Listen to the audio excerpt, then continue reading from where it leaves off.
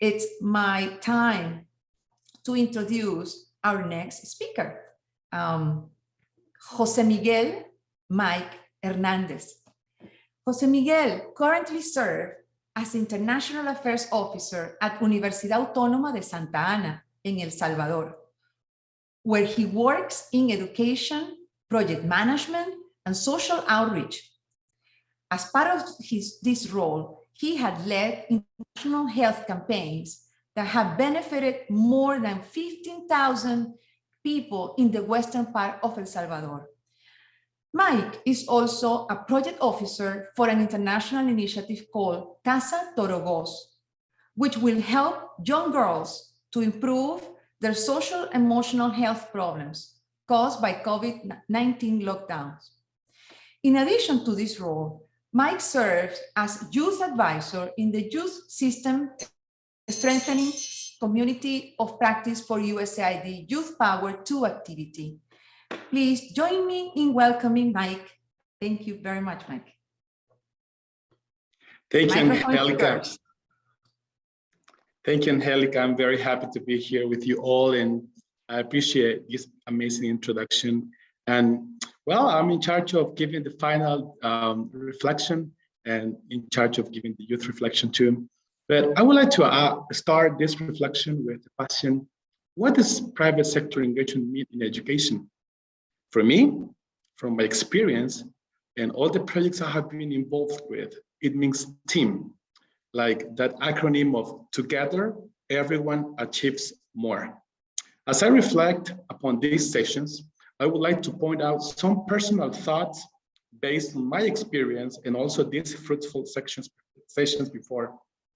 Like, for example, the best takeaway of today is what Dr. Aldaba mentioned earlier.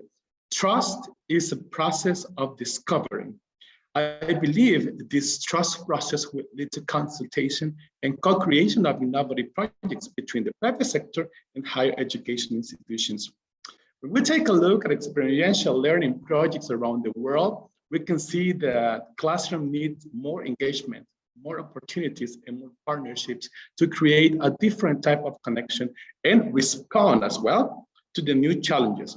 For instance, human capital is right now under intense pressure worldwide as powerful forces like globalization, demographic and regional shifts, digitalization, urbanization, visual and informal forms of employment gain momentum, especially during after COVID-19.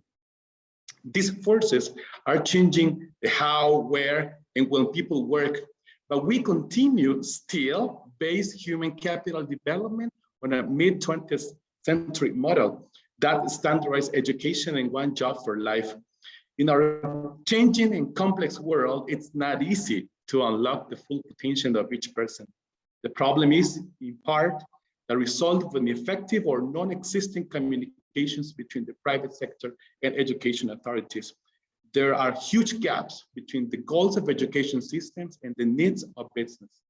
It's not, sometimes from my perspective and from my context in El Salvador, sometimes we have discovered that it's a phrase like the private sector versus higher education, but it's not about that. It's about the private sector plus higher education.